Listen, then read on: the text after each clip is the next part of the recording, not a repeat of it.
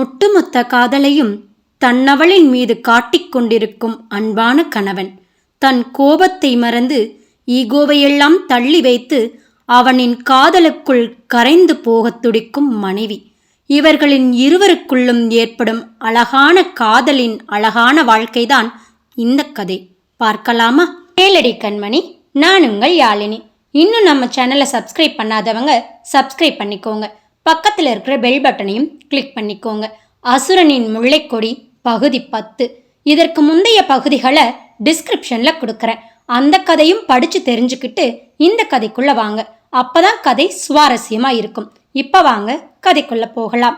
இல்லை, அன்னைக்கே பேசணும்னு தான் தோணுச்சு, ஆனால் இத்தனை நாள் பேசாமல் பெரிய இவளாட்டம் இருந்துட்டு உடனே பேச ஒரு மாதிரி இருக்கு, அதான் என்று அவள் தயக்கமாக கூறவும், அட லூசு என்று அவள் தலையில் முட்டினான்.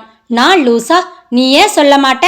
உன்கிட்ட போய் இதெல்லாம் பேசுறேன் பாரு என்றவளுக்கு அவன் அத்தனை நெருக்கமாக நிற்பதும் அவளது தலையில் முட்டியதும் பெரியதாக படவில்லை. ஆனால் இதை அனைத்தையும் ஆதித்யன் கவனித்தபடிதான் இருந்தான். அவனுக்கும் வாசுகிக்குமான திருமண உறவு ஒருபடி முன்னேறி இருப்பது போல இருந்தது அவனுக்கு. அவனது அருகாமை அவளை வெறுப்படைய செய்யவில்லை என்பதே அவனுக்கு மகிழ்ச்சியாக இருந்தது. பின்ன அப்பா அம்மா கிட்ட போய் யாராவது ஈகோ பார்ப்பாங்களா வாசு? ஈகோ இல்லை, ஆனா ஏதோ ஒன்று தடுக்குது என்று மனைவி கூறவும், நான் ஒரு ஐடியா சொல்லவா என்றான் கணவன். அவளுக்கென்ன என்பது போல பார்த்தாள். நைட்டு மாமா ஃபோன் செய்யும்போது நீ அட்டன் பண்ணி பேசு, சரியா?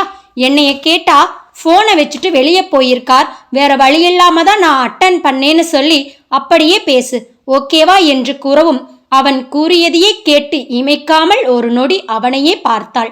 பின் பயங்கரமான ஆளுதான் ஆதுனி என்று தன் சம்மதத்தை கூறாமல் கூறினாள் வாசுகி. ஆதித்யனுக்கு இப்பொழுதுதான் மனம் சற்று நிம்மதியாக இருந்தது. எங்கே வாசுகி கடைசி வரை அவளது பெற்றோருடன் பேசாமல் இருந்து விடுவாளோ என்று எண்ணினான். ஆனாலும் வெளியே காட்டிக்கொள்ளாமல் வாசுகி அவனை பாராட்டவும், பின்ன ஐயா யாரு, ஆதினா சும்மாவா என்று இல்லாத தன் டிஷர்ட்டின் காலரை உயர்த்தி விட்டான். அவனது செயலில் மயங்கியவள், சரி சரி, நிறைய வேலை இருக்கு, எல்லாம் நம்ம தான் பண்ணணும் என்று கூறி அவனையும் வெளியே இழுத்து சென்றாள். தன் அண்ணன் மற்றும் அண்ணியின் முகத்தில் இருக்கும் புன்னகையும் தெளிவுமே தம்பிகளுக்கு உணர்த்தியது இருவரும் சமாதானமாகிவிட்டனர் என்று. நானும் பேரனும் கிச்சன்ல இருக்கும், நீங்க 3 பேரும் போய் தோட்டத்துல களை எடுங்க என்று வாசுகி மற்ற மூவரையும் பார்த்து கூறவும், மூவரும் முடியவே முடியாது என்று தலையை ஆட்டினர். ஏன் முடியாது என்று அவளும் அதிகாரமாய்த்தான் கேள்வி கேட்டாள். பின்ன என்ன அண்ணி, நீங்க தானே சொன்னீங்க சண்டே எந்த வேலையா இருந்தாலும் நம்ம 5 பேரும் சேர்ந்துதான் பண்ணணும்னு, இப்ப இப்படி சொன்னா எப்படி என்று சோழன் கூறவும், அட சமையலை முடிச்சுட்டு நாங்களும் அங்க வரோம் என்று வாசுகி கூறியதற்கு பாண்டியன், நோவே அண்ணி, சமையலோ தோட்டமோ எல்லாம் ஒன்னாதான் பண்ணணும் என்று கூறவும், வாசுகி ஆதித்யனின் முகம் பார்த்தாள். ஆதித்யனோ, நீதானே இந்த ரூல்ஸ் எல்லாம் போட்ட, வா வந்து எங்க கூட சேர்ந்து கலப்பிடுங்க, அப்புறம் எல்லாம் சேர்ந்து சமைக்கலாம், இல்ல ஹோட்டல்ல ஆர்டர் பண்ணிக்கலாம் என்று கூறி அவளை இழுத்து சென்றான். தோட்டத்தில் களை எடுக்கிறேன், தண்ணீர் பாய்ச்சுகிறேன் என்று ஐவரும் போட்ட ஆட்டத்திற்கு அளவே இல்லை. தன் தம்பிகள் அறியாமல் ஆதி அவ்வப்பொழுது வாசுகியை சீண்டிக் கொண்டு இருந்தான். அவளோ மற்ற மூவரும் பார்த்து விட்டால் என்ன செய்வது என்று அவனை முறைத்தபடி இருந்தாள். இப்படியே பொழுது கழிய தோட்ட வேலையை முடித்துவிட்டு அனைவரும் வீட்டிற்குள் சென்றனர். சரி, எல்லாம் குளிச்சுட்டு வாங்க, அப்புறம் சமைக்கலாம் என்று ஆதி கூறவும் அனைவரும் தங்கள் அறையை நோக்கி சென்றனர். வாசுகிதான் முதலில் குளியல் அறைக்குள் நுழைந்தாள். அடுத்த நொடி கதவு தட்டப்பட்டது. திறந்தாள். ஆதித்யன் கையில் துண்டுடன் நின்று இருந்தான். அவனை பார்த்த வாசுகி, ஜஸ்ட் 5 minutes சாது, ரொம்ப கசகசன்னு இருக்கு என்று கூறவும், என்ன வாசு, நீ போட்ட ரூல்ஸ் நீயே மாத்தலாமா என்று அப்பாவியாய் கேட்டான் ஆதித்யன்.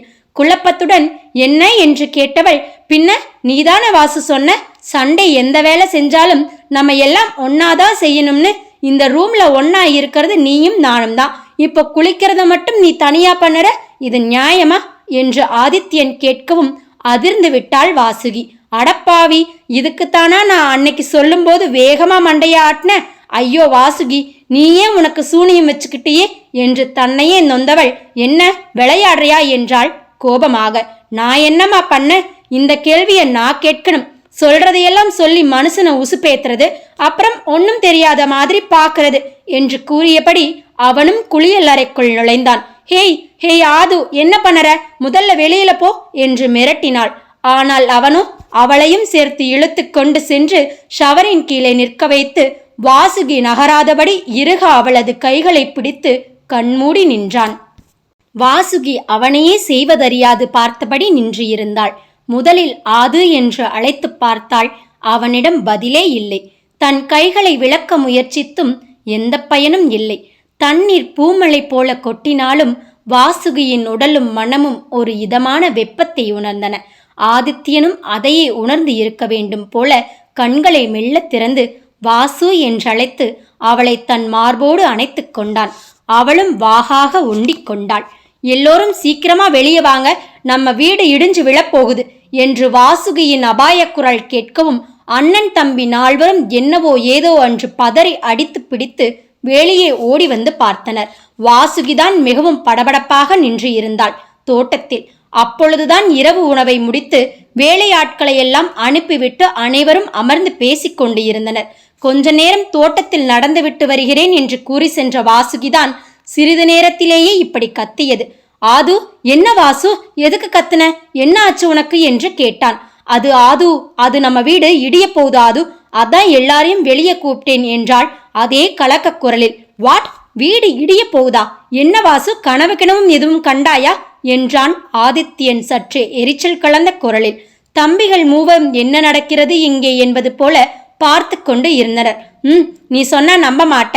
ஹே சோழா, நீ கொத்தனாதானே, என் கூட வா என்று அவனை இழுக்காத குறையாக இழுத்துச் சென்றாள். அவனோ தன் அண்ணனை திரும்பி திரும்பி பார்த்தபடி வேறு வழியில்லாமல் சென்றான். மற்ற மூவரும் அவர்களை பின்தொடர்ந்து சென்றனர். ஒரு இடத்தில் நின்றவள் மதில் சுவரை காட்டி பாரு சோழா இங்க என்று கை காட்டினாள். சோழனுக்கு தன் அண்ணி கை நீட்டிய இடத்தில் உற்று பார்த்தும் ஒன்றும் தெரியவில்லை, என்னவென்றும் புரியவில்லை. ஆனால் வாசுகியோ தன் கணவனிடம் திரும்பி என்னைய என்னவோ சொன்னீங்க, நல்லா பாருங்க நீங்களும் என்று அவனையும் இழுத்தாள். என்னடி நீ என்று சலித்தபடி அவனும் பார்த்தான். அவனுக்கும் புரியவில்லை. ஆனால் பாண்டியன் தன் அண்ணியின் எண்ணத்தை புரிந்து கொண்டான். ஆஹா, இன்னைக்கு டார்கெட் சோழாவா, சூப்பர் எண்ணிக்கொண்டு மெல்ல நகர்ந்து வீட்டிற்குள் சென்று விட்டான். பேரன் அவன் போவதை பார்த்து அவனோடு செல்வதா இல்லை இவர்களோடு இருப்பதா என்ற குழப்பத்தில் இருபுறமும் பார்த்தபடி நின்றிருந்தான். ஆதித்யனோ வாசு, என்ன இருக்கு அங்க, வெறும் சுவர்தானே இருக்கு என்றான் கடுப்பேறிய குரலில். சுவர்தான், எனக்கும் தெரியும், நல்லா உத்து பாருங்க, விரிசல் இருக்குல்ல என்று கூறவும் ஆதித்யனுக்கும் சோழாவிற்கும் அதுவே சுவரில் முட்டிக்கொள்ளலாம் போல இருந்தது. இதுக்கா அண்ணி நீங்க வீடு இடிய போகுதுன்னு சொல்லி சத்தம் போட்டீங்க என்று வினவினான் அப்பாவியாய். ஏனெனில் அந்த சுவரில் இருந்த விரிசல் சிறு நூலளவு கூட இல்லை. ஆதித்யனோ அவளை கொலவெறியில் முறைத்தான். ஆனால் இதற்கெல்லாம் அயர்ந்தாள் அவள் வாசுகி அல்லவே. சோழனை பார்த்து, என்ன சோழா பாரு, இப்பயே இப்படி விரிசல் விட்டு இருக்கு, இன்னும் கொஞ்ச நாள்ல இது பெருசாகி சுவரெல்லாம் இடிஞ்சு அப்புறம் வீடு அப்படியே ரெண்டா பிளந்து படபடன்னு இடிஞ்சு விழுந்துட்டா அதான் என்று மிகவும் அப்பாவியாய் பேசினாள். சோழனோ என்ன கூறுவது என்று தெரியாமல் தன் அண்ணனை பார்த்தான். என்ன சோழா, நான் உன்கிட்ட பேசினா நீ உங்க அண்ணனை பாக்குற, நீ எல்லாம் என்ன கொத்தனார், அடுத்தவனுக்கு வீடு கட்டி கொடுக்கற, சொந்த வீட கண்டுக்காம இருக்க, நாளைக்கு முதல் வேலை நீ என்ன செய்யற என்று அவள் பேசிக்கொண்டு இருக்கும் பொழுதே சோழன் அண்ணி ப்ளீஸ் என்று கையெடுத்து கும்பிட்டு விட்டான். வாசுகிக்கு இதற்கு மேல் சிரிப்பை அடக்க முடியவில்லை. ஆதி, ஏய் லூசு, இதுக்கு தான் கூப்பிட்டியா? நாங்க என்னவோ ஏதோன்னு வந்தா எங்களையே நக்கல் பண்ணறையா என்று திட்டினான். அதற்கும் அவள் பாரு சோழா என்று சோழாவை துணைக்கு அழைக்கவும் சோழன் அண்ணி என்னை ஆள விடுங்க, உங்களுக்கு கோவில் கூட கட்டுறேன் என்று காலில் விழாத குறையாக கெஞ்சிவிட்டு டேய் வாடா என்று சேரனையும் அழைத்து கொண்டு ஓடிவிட்டான். ஆமா, இந்த பாண்டியன் எங்க என்று தேடியவள் எஸ்கேப் ஆகிட்டானா? இருக்கட்டும், அவனுக்கு வேற கச்சேரி இருக்கு என்று எண்ணிக்கொண்டு அவர்கள் செல்வதை பார்த்து கலகலவென்று சிரித்தபடி நின்று இருந்தாள். நான் கை நீட்டி சுவரை காட்டவும் உங்க எல்லார் முகத்தையும் பார்க்கணுமே, ஐயோ கடவுளே என்று தன் வயிற்றை பிடித்து கொண்டு பலமாக நகைத்தாள். ஆனால் ஆதித்யனோ கடுப்புடன் ஏய் ஏண்டி இப்படி பாடாப்படுத்துற என்று கேட்கவும் நான் என்ன படுத்தன? ஆமா, என்ன நீ என்னைய டீ போட்டு பேசுற, இது கொஞ்சம் கூட எனக்கு பிடிக்கல என்று உதட்டை சுளித்தாள். அவளது முகபாவத்தில் தன் கோபத்தை விட்டு, என் பொண்டாட்டி நான் டீ போடுவேன் டா போடுவேன், உனக்கு என்ன என்றான் அவளை தன்புறம் இழுத்து. ஹேய், என்ன பண்ணற? கையை விடு, இது என்ன பழக்கம்? இப்படியெல்லாம் என்கிட்ட பேசக்கூடாதுன்னு சொல்லி இருக்கேன்ல என்றாள் அவளும் பதிலுக்கு. அப்புறம் ஏன் மேடம் அன்னைக்கு ஷவர்ல நிற்கும் போது மட்டும் அப்படியே நகராம என்னையவே ஓட்டி நின்னிருந்தீங்க என்றான் அவளையே பார்த்து. எருமை எருமை, என்னை பிடிச்சு நிக்க வச்சுட்டு என்னையவே கேள்வி கேட்கிறானே என்று கருவியவள், எனக்கு ஆசையா இருந்துச்சு, அதான், சும்மா சும்மா அதையே சொல்லாத என்று தன்னை எறியாமல் வார்த்தையை விட்டாள். என்ன ஆசையா இருந்துச்சா? என்ன டியர் நீ இதை இப்ப சொல்லற? ச, நம்ம பாரு எத்தனை நாளை வேஸ்ட் பண்ணிட்டோம் என்று கூறிக்கொண்டே அவளை அணைக்கவும், ஏய் ஆது, சி, என்ன பண்ணற? இப்படி வெட்ட வெளியிலையா கட்டிப்பிடிப்ப என்று கோபமாக கேட்டாள். அப்போ ரூம்ல கட்டிப்பிடிக்கவா? நான் ரெடிடா செல்லக்குட்டி என்று கொஞ்சம் ஆரம்பிக்கவும், உனக்கு வேற வேலையே இல்லை என்று ஓடிவிட்டாள். இப்படித்தான் வாசுகி தன் பெற்றோர்களிடமும் பேசிய பிறகு மிகுந்த சேட்டை செய்ய ஆரம்பித்து விட்டாள். அன்று ஆதித்யன் கூறியது போல அவன் அலைபேசியில் வாசுகியின் பெற்றோர்கள் அழைக்கும் பொழுது அவன் இல்லை என்பதால் தான் எடுத்து பேசியதாக கூறி ஒரு வழியாக வாசுகி பேச ஆரம்பித்து விட்டாள். ஆனால் அவள் அறியாத ஒன்று, வாசுகி தன் பெற்றோர்களிடம் பேசுகிறேன் என்று கூறிய சில நேரங்களிலேயே ஆதி அதை அவர்களிடம் தெரிவித்து விட்டான். ஆனால் அவன் கண்டிப்பாக கூறிய விஷயம், எக்காரணம் கொண்டும் வாசுகிக்கு அப்படி இரு இப்படி இரு என்ற அறிவுரை கூறக்கூடாது என்பதுதான். வாசுகியின் பெற்றோர்களும் ஆதித்யன் எதற்காக இப்படி கூறுகிறான் என்பதை புரிந்து கொண்டு அதே போல தன் மகளிடம் பேசினர். முதலில் வாசுகிக்கு என்ன பேசுவது என்று தெரியாமல் தயங்கினாலும் அதன் பிறகு சிறிது நேரத்திலேயே சகஜமாக பேச ஆரம்பித்து விட்டாள். அன்றிலிருந்து தினமும் இரவு உறங்கப் போகும் முன் வாசுகி தன் தாய் தந்தை அண்ணனிடம் பேசிவிட்டுத்தான் உறங்குவாள். ஆனால் இது ஆதித்யனுக்கு வயிறு எரியச் செய்தது. காதா பின்னே, தன் அருகில் கணவன் என்று ஒருவன் இருக்கிறான், அவனோடும் சிறிது நேரம் பேச வேண்டும் என்ற எண்ணமே இல்லாதவள் போல அவள் பாட்டுக்கு அவர்களோடு பேசி கழித்தாள். அடியே, ஐஎஸ்டி கால்டி, ஏதோ அடுத்த வீட்டில் இருக்கிறவங்க கூட பேசுறது போல மணிக்கணக்கா பேசுறாளே என்று வாசுகியையே பார்த்தபடி இருப்பது ஆதித்யனின் வேலையானது தினமும். இதையெல்லாம் நினைத்து பார்த்தவன், இன்னைக்கு இதுக்கு ஒரு வழி செய்யணும் என்று வாசுகியை தொடர்ந்து வீட்டினுள் சென்றான் ஆதி. ஆனால் அவன் நேரம் ஆதித்யன் தங்கள் அறையினுள் நுழைவதற்கு முன்பே வாசுகி அலைபேசியில் தன் பெற்றோர்களிடம் கதை ஆரம்பித்து இருந்தாள். ஆரம்பிச்சிட்டா போலையே, இனி இவ வாய் மூட மாட்டாளே, கடவுளே, இதுக்கு இவளை பேச வைக்காமலே இருந்திருக்கலாம், எல்லாம் என் நேரம், ஒருத்தன் பக்கத்துல இருக்கிறதே அவளுக்கு தெரியாது என்று புலம்பியபடி அவளை முறைத்தபடி முகம் கழுவி வந்து படுத்தான். ஏன் முறைக்கிறான்? இவ்வளோ நேரம் நல்லாதானே இருந்தான் என்று அவனையே கேள்வியாய் பார்த்தபடி பேசிக்கொண்டு இருந்தாள்.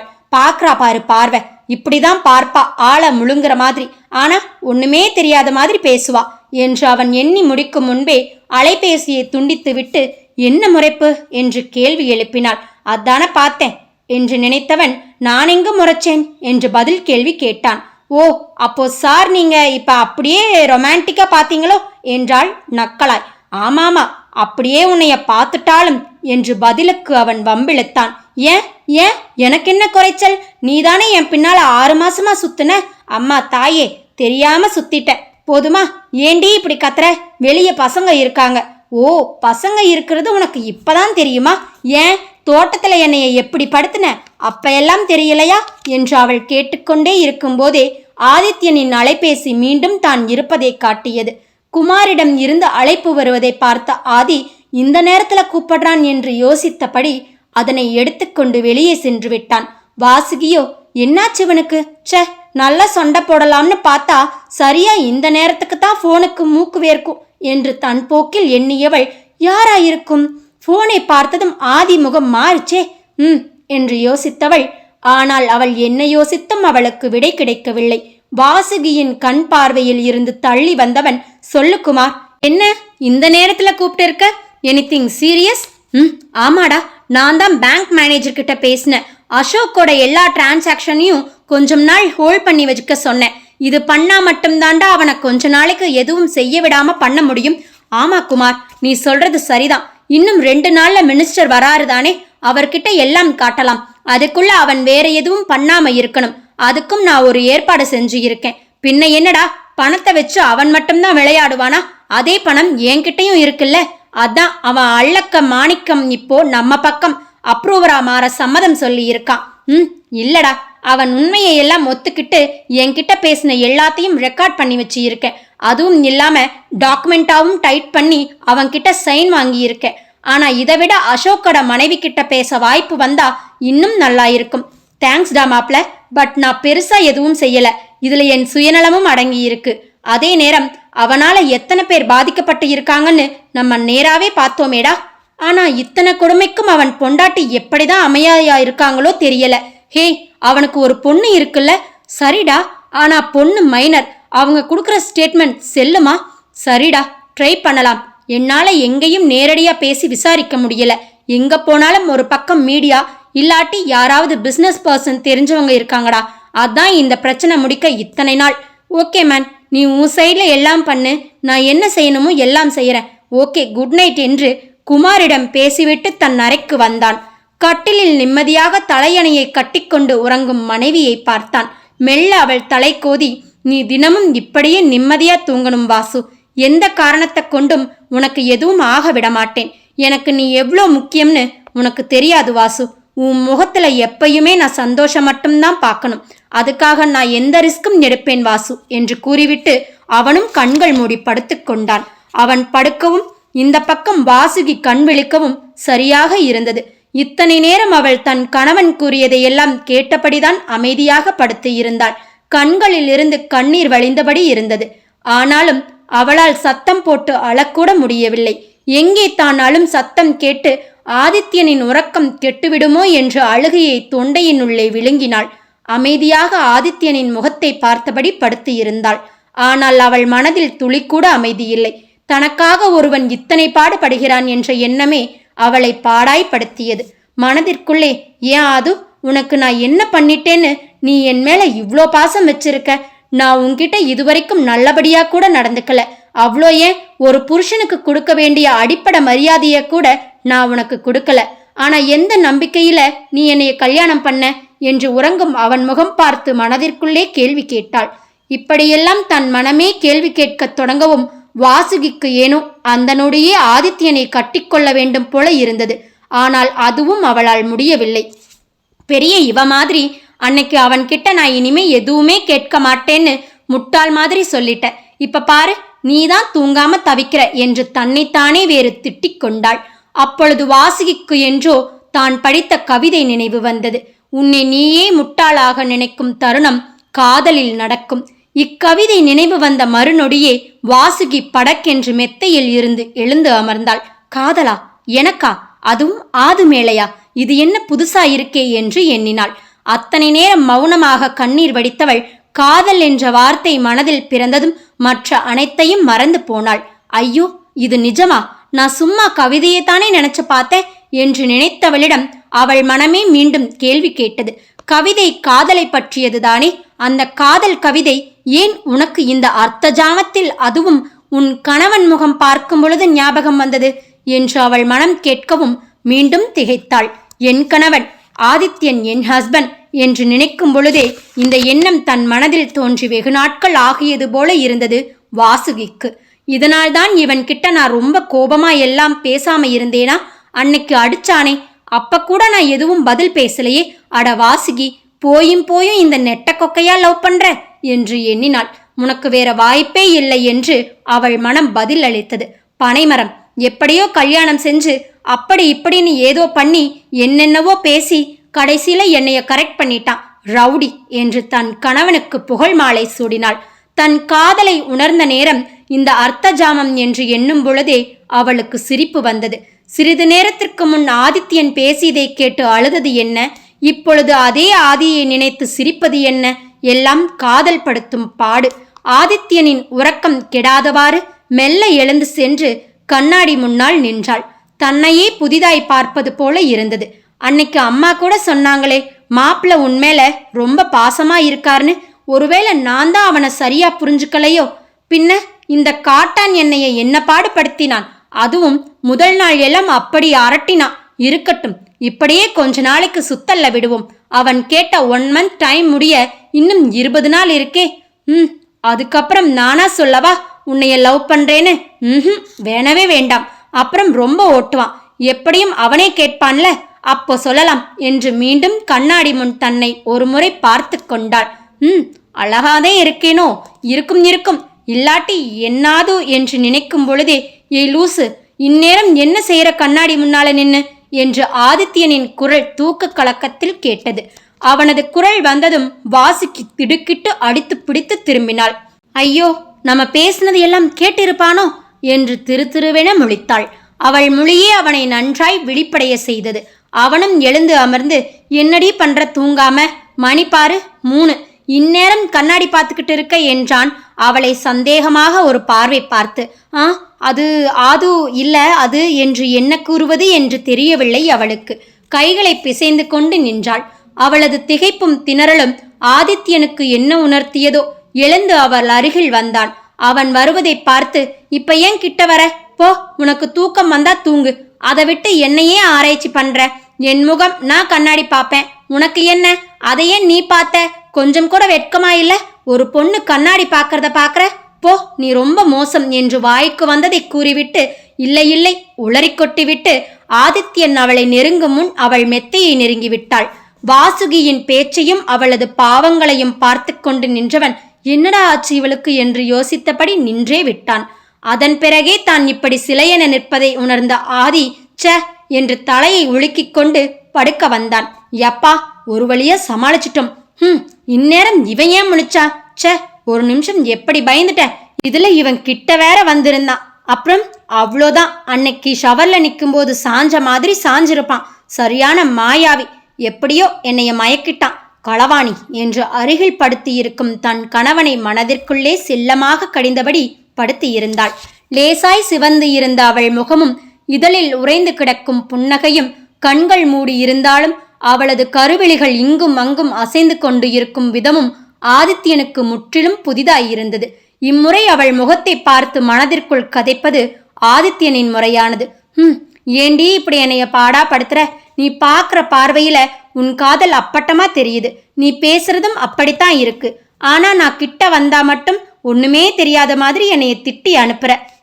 காதலிச்சேன், கல்யாணமும் பண்ணேன். ஆனா இப்படி அர்த்த ராத்திரியில உன் முகத்தை மட்டும் பார்த்துக்கிட்டு மனசுக்குள்ள பேசிக்கிட்டு படுத்து இருக்கேன். வெளியேதான் பெத்த பேரு, பெரிய பிசினஸ் மேன், வீட்டுக்குள்ள நீ அரட்டிக்கிட்டு இருக்க என்று புலம்பியபடி படுத்து இருந்தான். வாசுகியோ, இவன் கண்மூடி தூங்க மாட்டானோ, இப்படியே பார்த்துக்கிட்டு இருக்கா? இப்படி பார்த்தா நான் என்ன செய்ய? எவ்வளோ நேரம்தான் நான் தூங்குற மாதிரியே நடிக்கிறது என்று எண்ணும் பொழுதே, நீ இன்னும் தூங்கலன்னு எனக்கு தெரியும் வாசு, நடிக்க வேண்டாம் என்று ஆதி கூறவும் மெல்ல கண் திறந்து அசடு வழிய ஹிஹி என்று தன் 32 பற்களையும் காட்டி சிரித்தாள். அதை பார்த்து ஆதித்யனுக்கு மெல்ல பயந்தவன் போல, ஐயோ அம்மா பேய், இதுக்கு நீ கண்ணு மூடியே தூங்கும்மா என்று அலறினான். அதை கேட்டு வெகுண்டு எழுந்தவள் அவனை அடிக்க ஆரம்பித்தாள். நான் உனக்கு பேயா? நான் பேயின்னா அப்புறம் என்னைய கல்யாணம் பண்ண நீ என்ன என்று கூறிக்கொண்டே அவனை அடிக்கத் தொடங்கினாள். ஹேய், வலிக்குதுடி ராட்சசி, டி வாசு, போதும் என்று அவளது அடிகளை சமாளித்து கொண்டு அவளை தன் பக்கம் பிடித்து இழுத்தான்.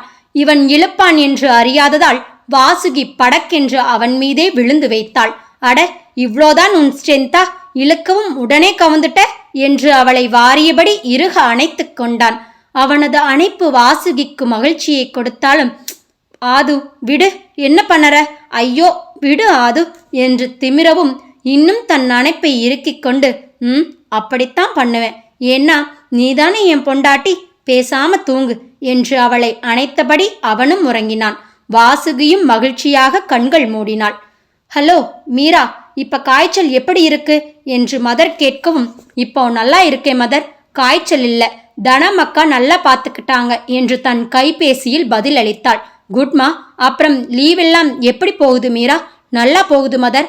ஆனா என்ன, தனம் அக்கா தான் காய்ச்சல் வந்ததுல இருந்து என்னைய ஒருவேளை கூட செய்ய விடல என்று தன் அருகில் இருக்கும் தனத்தை புன்னகையோடு ஒரு பார்வை பார்த்தபடி கூறினாள். தனம் எப்பவும் அப்படித்தான், வெரி கேரிங். அப்புறம் மீரா, நான் இங்கு சென்னைக்கு வந்து இருக்கேன் என்று அவர் கூறவும் மீராவிற்கு பக்கென்று ஆனது. மதர் என்றால் மெல்ல, டோன்ட் வெரி மீரா, இது அஃபிஷியல் ட்ரிப், தென் இன்னும் 3 டேஸ்ல அங்க வந்துடுவேன். அப்புறம் இன்னொரு விஷயம், ஒரு நிம்மதி பெருமூச்சை விட்டபடி, என்ன மதர் என்று கேட்டாள் மீரா. இன்னும் 5 நாள்ல நம்ம ஸ்கூலுக்கு கேம்புக்கு வராங்கம்மா. இயர்லி ஒன்ஸ் இப்படி கேம்ப் கண்டக்ட் பண்றது தான். இந்த வருஷம்தான் கொஞ்சம் லேட் ஆகிடுச்சு.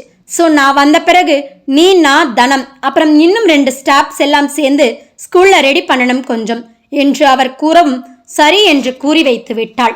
அதன் பிறகு மதர் கூறிய விவரங்களை தனத்திடம் கூறினாள். தனம், இது வருஷா வருஷம் நடக்கிறது தான் கண்ணு. எல்லாம் பணக்கார வீட்டு பசங்க பிள்ளைங்க தான் வரும். பரீட்சை லீவ்ல அதான் இங்க வந்து நிறைய வேலை செய்வாங்க. மலை மேல ஏறுவாங்க, அப்புறம் ஊருக்குள்ள மரம் நடுவாங்க. இப்படி நிறைய. ஆனா நல்லா இருக்கும். அதுக்கு ஏற்பாடு பண்ணத்தான் மதர் அங்க போயிருக்காங்க போல என்று தனக்கு தெரிந்த விவரம் கூறினார் தனம். என்று மட்டும் பதில் கூறினாள் மீரா. ஆனால் அவளுக்கு தெரியவில்லை தன் வாழ்வில் தவிர்க்கவே முடியாத நபர்கள் எல்லாம் வரப்போகிறார்கள் என்று. இப்படியாக தனமும் மீராவும் பேசியபடி படுத்து இருந்தனர். மீரா, கண்ணு பாரு, நேரம் ரொம்ப ஆச்சு, நான் போய் தூங்குறேன், நீயும் தூங்கு. கேம்ப் ஆரம்பிச்சுட்டா வேலை நிறைய இருக்கும். பேச ஆரம்பிச்சா நேரம் காலம் தெரியாம பேசுறது இந்த புள்ள, இல்ல அமைதியா இருக்கிறது என்று தன் போக்கில் சொல்லிக்கொண்டு சென்று தன் படுக்கையில் படுத்தார் தனம். மீராவிற்கு இரவு இத்தனை நேரமாக முழித்துக் கொண்டு இருந்தோம் என்று ஆச்சரியமாக இருந்தது. அவள் மனமோ ஏன் நீ முழித்ததே இல்லையோ என்று கேள்வி கேட்டது. ஏதோ நினைவு வந்து தன் கணவனின் புகைப்படத்தை எடுத்து பார்த்தாள். அவனுடைய காதலும் அவள் தன் காதலை உணர்ந்த தருணமும் சொல்லாமல் கொள்ளாமல் அவள் நினைவுகளில் வந்தது. காதல் நினைவு வந்த பிறகு அங்கு நித்திரைக்கு இடம் இருக்குமா என்ன? அவள் கணவனின் படத்தை மார்போடு அணைத்தபடி கண்களில் அவனது நினைவுகளை தேக்கி வெளியே கரிய வானில் திரியும் அந்த ஒற்றை நிலாவை பார்த்தபடி படுத்து இருந்தாள் மீரா. நேற்று இல்லாத மாற்றம் என்னது? காற்றில் என் காதில் ஏதோ சொன்னது. இதுதான் காதல் என்பதா என்று பாடிக்கொண்டு இருந்தது வேறு யாரும் இல்லை, திருமதி ஆதித்யன்தான். எப்பொழுது வாசுகி ஆதித்யன் மீது தனக்கு இருக்கும் காதலை உணர்ந்தாலோ அப்பொழுது இருந்து இப்படித்தான் மாறிவிட்டாள். முன்பெல்லாம் ஆதித்யனோடு எப்போதடா சண்டை போட வாய்ப்பு கிடைக்கும் என்று கண்ணில் விளக்கெண்ணெய் விட்டு பார்ப்பது போல பார்த்து கொண்டு இருந்தவள் இப்பொழுதெல்லாம் ஆதித்யனை கண்டாலே சந்திரனை கண்டும் மலரும் அல்லியாய் மாறிவிடுகிறாள். வேலைக்கு ஒரு உடை மாற்றுவது, தன் தோற்றத்தில் அதிக கவனம் எடுப்பது, முக்கியமாக ஆதித்யனின் முகம் பார்த்து பேசுவதை தவிர்த்தாள். ஆனால் இவளது இந்த திடீர் மாற்றத்தில் வீட்டில் இருக்கும் உடன்பிறப்புகள் நால்வருக்கும் தான் மண்டை காய்ந்தது. அதிலும் ஆதித்யன்தான் மிகவும் பாவம். தன் மனைவியின் முகமும் கண்களும் அவளது காதலை உணர்த்தினாலும் இன்னும் வாய் திறந்து மனதில் இருப்பதை கூறவில்லையே என்ற ஏக்கம் எட்டி பார்த்தது. சரி, ஒருவேளை தான் நெருங்கினால் அவளும் உள்ளத்தில் உள்ளதை கூறுவாள் என்று அவளிடம் நெருக்கம் காட்டினால் முறைப்பே பதிலாய் வந்தது. என்னடா இது, கிட்ட போனா முட்டி நிக்கிறா, எட்டி போனா கிட்ட முட்டுறா என்று குழம்பித் தவித்தான். தூரத்தில் இருக்கும் பொழுது குளிர் நிலவென காய்பவள் அருகில் வந்தால் கூடை கூடையாய் தனக்கடலை வாரிக் கொட்டினாள். ஆனால் ஆதித்யனுக்கு தெரியவில்லை எங்கே இவன் வாசுகியின் அருகில் நெருங்கினாள் அவள் தன் வசம் இழக்கிறாள் என்றே அவள் இவனை அவ்வப்போது முறைப்பது என்று. அப்படித்தான் இவளை பற்றி ஒரு முடிவுக்கு வர முடியாமல் சிந்தனையோடு தன் அறைக்கு சென்றவனை வாசுகியின் உற்சாக குரலும் அவளது பாட்டுமே வரவேற்றது. ஒரு நிமிடம் நிஜமாகவே வாசுகிதான் பாடுகிறாளா என்று தோன்றியது ஆதித்யனுக்கு. அட, இவ பாடக்கூட செய்வாளா என்று யோசித்தபடி, என்ன மேடம், பாட்டு எல்லாம் பலமாயிருக்கு என்று கேள்வியோடு அவளை பார்த்தான். ஏன் பாடக்கூடாதா என்று பதில் கேள்வி எழுப்பினாள். பாடலாம் பாடலாம், தாராளமா பாடலாம். தனியா பாடுனா இன்னும் நல்லா இருக்கும். ஏன்னா கேட்கறது நாங்க தானே, அதான் கொஞ்சம் கஷ்டமா இருக்கு என்றான் அவளை சீண்டும் நோக்கத்தில். ஓ, சாருக்கு பொண்டாட்டியோட பாட்டை கேட்கறது அவ்வளோ கஷ்டமா இருக்கோ? இருக்கும் இருக்கும், ஏன் இருக்காது? யாராவது ஆதி அப்படின்னு ராகம் பாடுனா பிடிக்கும் என்று நொடித்தாள். ஆரம்பிச்சிட்டாளா என்று எண்ணியவன், இப்ப ஏன் ரீனாவை இழுக்கிற என்றான் கடுப்புடன். உங்களுக்கு ஏன் வலிக்குது என்றாள் அவனை முறைத்து. நீ திருந்தவே மாட்ட என்று அவனும் பதிலுக்கு முறைத்தான் மனதிற்குள். சும்மா பாடிக்கிட்டு இருந்தவகிட்ட வாயை கொடுத்து சண்டையை இழுத்துக்கிட்டோமோ என்று நினைத்தான். ஆனால் வாசுகியின் முகபாவம் வேறு மாதிரி இருந்தது. என்ன இவ ரியாக்ஷனை மாத்திட்டா?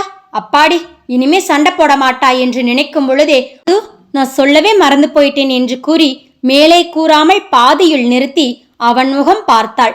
என்ன சொல்ல போறாளோ கடவுளே என்று இறைவனை துணைக்கு அழைத்து கொண்டு அவளை என்ன என்பது போல பார்த்து வைத்தான். அது அன்னைக்கு நிர்மலா ஆண்டி வந்து உன்னையும் என்னையும் விருந்துக்கு இன்வைட் பண்ணிட்டு போனாங்க. சாரி ஆது, நான் சொல்லவே மறந்துட்டேன் என்றாள் ஒரு மாதிரி குரலில். எப்போ வந்தாங்க? அதான் நீ கூட என்னை அடிச்சியே அன்னைக்குத்தான் என்று சிறிது குற்றம் சாட்டும் குரலில். அடிப்பாவி, அது நடந்து 10 days ஆகுது, இப்பதான் சொல்ற என்றான் அவள் கணவன். இல்ல மறந்துட்டேன் என்று அவளோ வெகு சாதாரணமாக கூறினாள். என்ன மறந்துட்ட? ஹா, வீட்ல எல்லார்கிட்டையும் வாயடிக்க மட்டும் தெரியுதுல, நம்மள மதிச்சு கூப்பிட்டு போயிருக்காங்க, அதுக்கு இப்படிதான் ரெஸ்பெக்ட் பண்ணுவியா என்று அதட்டினான். வாசுகிக்கு மனதில் கோபம் கனன்றது. என்னைய அடிச்சதை பத்தி சொல்றேன், அதை கண்டுக்காம இவன் விருந்துக்கு போக துடிக்கிறான் என்று கருவினாள். என்னடி இப்படி அமைதியா நின்னு இருக்க? பதில் சொல்லு. சும்மாவே அவங்கள நான் கவனிக்கிறது இல்லைன்னு நினைக்கிறாங்க, இதுல சொல்லாம கல்யாணம் பண்ணிட்டேன்னு கோபம் வேற. அப்படி இருந்தும் வீடு தேடி வந்து இன்வைட் பண்ணிட்டு போயிருக்காங்க, அப்படி என்ன உனக்கு அசால்ட்டு? ஆதித்யன் கூறுவது எல்லாம் சரியென பட்டாலும் இதுவரை அவன் அடித்ததற்கு ஒரு சமாதானம் கூட கூறவில்லை என்று எண்ணினாள். ஆனாலும் அவனிடம் இப்பொழுது சண்டை போடும் மனநிலை இல்லை. சும்மா கத்தாத. இப்ப என்ன? நான் மறந்துட்டேன், அவ்வளோதான். இப்போ அதுக்கு என்ன பண்ணணும்னு சொல்ற? நீ என்னை அடிச்சதுக்கும் இதுக்கும் சரியா போயிடுச்சு போ என்றாள். உலகில் இல்லாத பேரம் பேசிய சிறு குழந்தை போல. அடிப்பாவி, எதுக்கும் ரிலேட் பண்றா. இப்ப நானும் வெள்ளப்புறா பறக்க விடணுமா என்று யோசித்தபடி இப்போவாவது சொன்னையே, அந்த அளவுக்கு சந்தோஷம் என்றான் மெல்ல. இருக்கும் சந்தோஷமாதான் இருக்கும், ஏன்னா அங்கதான் உனக்கு நல்ல கவனிப்பு கிடைக்குமே என்றாள் விஷமமாக. எங்க இருந்துதான் இப்படியெல்லாம் பேச பழகினியோ கடவுளே என்று கூறிக்கொண்டு, சரி நான் ஆபீஸ் கிளம்புறேன், நாளைக்கு வரோம்னு நிர்மலா ஆன்டி கிட்ட சொல்லிடவா என்று கேட்டான். ஆனால் அவளோ காதில எதுவும் விழாதது போல இருந்தாள். Vasuki, I am talking to you this only என்றான் பற்களை கடித்தபடி. கேட்குது. நீயா நாளைக்கு போகணும்னு முடிவு பண்ணி சொல்லட்டுமான்னு மட்டும் ஏன் என்கிட்ட கேட்குற? சொல்லக்கூடாதுன்னு சொன்னா நீ சொல்லாம இருப்பியா என்றாள் எகத்தாளமாக. அவளையே ஆராய்ச்சி பார்வை பார்த்தபடி, முன்னெல்லாம் இப்படி பேச மாட்டாளே என்று யோசித்தவன் சம்திங் சேஞ்ச் என்றான். அவன் பார்வையை உணர்ந்தவள், என்ன அதெல்லாம் ஒண்ணுமில்ல, சொன்னதுக்குத்தான் பதில் சொன்னேன் என்றாள். நான் கேட்டதுக்கு இது பதில் இல்ல வாசு, சரி விடு, நாளைக்கு அவங்க வீட்டுக்கு போகலாமா வேணாமா? போகலாம் என்றாள். ஏதோ நீ கேட்கிறாய், நான் சரி என்கிறேன் என்ற தினுசில். எல்லாம் என் நேரம்டி. சரி டிஃபன் எடுத்து வை, நான் நிர்மலா ஆன்டி கிட்ட போன் பேசிட்டு வரேன் எனவும் சரி என்று வெளியே சென்றாள் வாசுகி. ஆதித்யன் உண்ண வருவான் என்று 10 நிமிடங்களாக காத்து இருந்ததுதான் மிச்சம். அவன் இன்னும் வந்த பாடில்லை. என்ன பண்ணறான்? இன்னுமா பேசிக்கிட்டு இருக்கான்? நாளைக்கு வரோம்னு சொல்ல இவ்ளோ நேரமா என்று கடிந்தபடி அறையை அடைந்தவளை ஆதித்யனின் குரல் நிறுத்தியது. சாரி ஆன்டி, நான் தான் சொல்றேனே, என் தப்பு தான். வாசுகி அன்னைக்கே என்கிட்ட சொல்லிட்டா, பட் நான் தான் டென்ஷன்ல மறந்து போயிட்டேன். உங்களை அவாய்ட் பண்ணணும்னெல்லாம் இல்லை. எத்தனை தடவை சொன்னாலும் நீங்க இப்படிதான் சொல்றீங்க ஆன்டி. அவ மேல எந்த தப்பும் இல்லை. சொல்லப்போனா இப்ப மறுபடியும் எனக்கு ஞாபகப்படுத்தியது வாசுகி தான். ஷுவர் ஆன்டி, கண்டிப்பா நாளைக்கு நைட் டின்னருக்கு வரோம், கண்டிப்பா வந்துடுவோம். தென் இப்போவே சொல்றேன் ஆன்டி, பெருசா எந்த ஏற்பாடும் வேண்டாம், சிம்பிளா இருந்தா போதும். பசங்களையா? நான் அவங்க கிட்ட சொல்லி பார்க்கறேன், வந்தா கூட்டி வரோம் என்று கூறி பேசி முடித்தான். வாசுகிக்கு ஏனோ சங்கடமாக இருந்தது. தன்னால் தானே ஆதி நிர்மலா ஆண்டியிடம் பேச்சு வாங்குகிறான் என்று மனதிற்குள் நினைத்தவள் நிஜமாகவே அவள் மனம் இதை எண்ணி வருந்தியது. தன் கணவனிடம் சாரி ஆது என்றாள் வருத்தம் தேய்ந்த குரலில். அவளை ஆச்சரியமாக பார்த்து, எதுக்கு வாசு என்றான். இல்ல, என்னாலதானே நீ அவங்க கிட்ட இப்போ பேச்சு வாங்கின, பட் நிஜமாவே எனக்கு மறந்துடுச்சு ஆது. நீ ஏன் அப்படி சொன்ன? நான் தான் மறந்துட்டேன்னு. அவங்க உன்னைய தப்பா நினைப்பாங்க வாசு, அதான் என்றான் அவளையே பார்த்து. நினைச்சா நினைக்கட்டும், அதுக்காக நீ பழிய உன்மேல போட்டுக்கலாமா? இட்ஸ் நாட் ஃபேர் என்றாள் முகம் சுளித்து. ஆதித்யனோ சிரித்தபடி அவளது தலையில் முட்டி, everything is fair in love and war Vasu என்றான் காதலை தேக்கி. என்னடி உனக்கு இங்கிலீஷ் தெரியாதா? ஐயையோ, பெரிய படிப்பெல்லாம் படிச்சிருக்கேன்னு உங்க அப்பா பொய் சொல்லி எனக்கு கல்யாணம் பண்ணி கொடுத்துட்டாரா என்று மீண்டும் நக்கல் அடித்தான். ஆது என்று பல்லை கடித்தாள் வாசுகி. சரி சரி, கூல் பேபி, அது ஒண்ணுமில்ல. நிர்மலா ஆண்டி என்னை எப்பயும் குறை சொல்வாங்க, ஏதாவது பேசுவாங்க, அது எனக்கு பழகி போன விஷயம். ஆனா நீ என் பொண்டாட்டி, எனக்கு என்னைய விட நீதான் ரொம்ப முக்கியம் வாசு. உன்னைய யாரும் தப்பா பேசவும் விடமாட்டேன், அவ்வளோ ஏன் உன்னைய தப்பா நினைக்க கூட விடமாட்டேன் என்று கூறவும் அவன் குரலில் ஏதோ மாற்றம் இருந்ததோ என்று தோன்றியது வாசுகிக்கு. இப்படி வெளிப்படையாக தன்னிடம் அவன் மனதில் இருப்பதை கூறுபவனிடம் என்னவென்று கூறுவாள்? ஏற்கனவே அவள் மனம் அவனிடம் சாய்ந்து விட்டது. என்னைய யாரும் தப்பா நினைக்க கூடாதாமே என்று பெருமையாக எண்ணியவள் அதே பெருமிதத்தோடு தான் கணவனையே பார்த்து கொண்டு இருந்தாள், பதில் கூற தெரியாமல். இவர்கள் இப்படி கண்ணும் நோக்கியவாறு இருக்க, இவர்களை நோக்கிய ஆதியின் தம்பிகளோ, அண்ணி இன்னைக்கு மாட்னீங்க என்ற குஷியில் தங்கள் கிண்டல் வேலையை செவ்வனே செய்ய ஆரம்பித்து விட்டனர். முதலில் ஆரம்பித்தது பாண்டியன்தான். அண்ணனும் நோக்கினார், அண்ணியும் நோக்கினார், அடியேனும் நோக்கினேன். ஆனா பேச்சு வரலையே என்று நடிகர் திலகம் சிவாஜி பேசுவது சத்தமாக பேசினான். பாவம், அவனுக்கு தெரியவில்லை வாசுகி ஏற்கனவே அவனுக்கு ஒரு ஆப்பு தயார் செய்து வைத்து இருக்கிறாள் என்று. பாண்டியன் இப்படி ஆரம்பிக்கவும் சோழனும் சேரனும் கைத்தட்டி சிரித்தனர். சோழா, டே பாண்டியா, அந்த படம் சூப்பர் டூப்பர் ஹிட்டாம்டா. உனக்கு தெரியுமா, இந்த காலத்துல கூட பேசாமையே எப்படி பெர்ஃபார்ம் செஞ்சிருக்காங்க பாரு எனவும் மீண்டும் அங்கே ஒரு சிரிப்பலை பரவியது. சேரனோ, சின்ன பசங்க இருக்க வீட்ல இப்படியெல்லாம் ஃப்ரீ ஷோ நடக்குது, பப்ளிக் பப்ளிக் என்று கத்தினான். அதன் பிறகே ஆதியும் வாசுகியும் தங்களின் பார்வை கட்டில் இருந்து வெளியே வந்தனர். இனி என்ன நடக்கும், நாளை பார்க்கலாமா?